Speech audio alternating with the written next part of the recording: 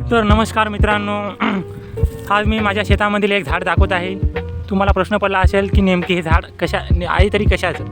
तर हे झाड मित्रांनो मिरशिंगीचं म्हणून आहे. तर या झाडाची सविस्तर माहिती मी आपल्याला देणार आहे. तर आपण जर नवीन असाल तर चॅनलला सबस्क्राईब करा, लाईक करा आणि कमेंट करा. तर चला मित्रांनो, मी या झाडाची माहिती आपल्याला देते. तर मित्रांनो, आपण या झाडापाशी आलेलो आहे. तर आपल्याला या झाडाला नेमकी कशाच्या शेंगा दिसत आहे, तुम्हाला या शेंगाबद्दल माहिती दाखवतो. त्याला मेरशिंग का म्हणली जाते, कारण मित्रांनो हे जे शेंग दिसत आहे तुम्हाला, हे एडक्याच्या शेंगासारखे आहे. जसा की एडक्याचं शेंग वाकडं राहते त्या टाईप या मेरशिंगीच्या झाडाच्या शेंगा आहेत. आपण पाहू शकता ही शेंग तोडतो मी. तर बघा मित्रांनो, हे शेंग जसं काय आपण एखाद्या एडक्याचं शेंग राहते त्या टाईप आहे, म्हणून याला मेरशिंगीचं झाड असं म्हटलं जाते.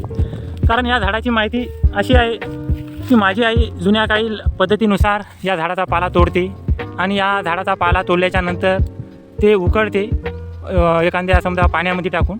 नंतर त्या उकळलेला पाला, त्या पाल्याने जे मधातला समजा काढा राहते ते लेप आपल्या पायाला वगैरे, जिथं समजा आपले हातपाय दुखत असतील अशा ठिकाणी ते आई हाताला आणि पायाला ते लेप लावते. आणि जे उकळलेलं पाणी आहे ते पाणी आपण जसं की आंघोळ करतो त्या पाण्यामध्ये ते पाणी टाकून समजा आपण आंघोळ करायची आणि नंतर पुन्हा स्वच्छ पाण्याने आंघोळ धुवायचं. कारण याने काय होईल की आपल्या शरीरामधील जसं दुखापत आहे, जसं हातपाय दुखते, शिरा दुखते, हे कमी होतील. तर हे पाला तुम्हाला जवळून दाखवते मी, मिरशिंगीचा पाला कसा आहे. आपल्याला नेमकी या पाल्याबद्दल माहिती नाही आहे, त्या अशा प्रकारे पान राहते.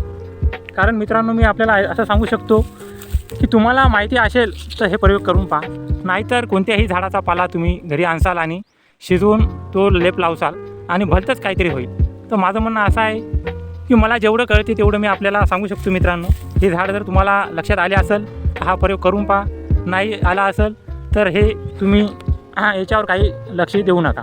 कारण मी माझ्या शेतामधील झाड दाखवत आहे, माझी आई याचा प्रयोग करते, त्यानुसार मी आपल्याला दाखवत आहे मित्रांनो. तर ठीक आहे मित्रांनो, चला तर.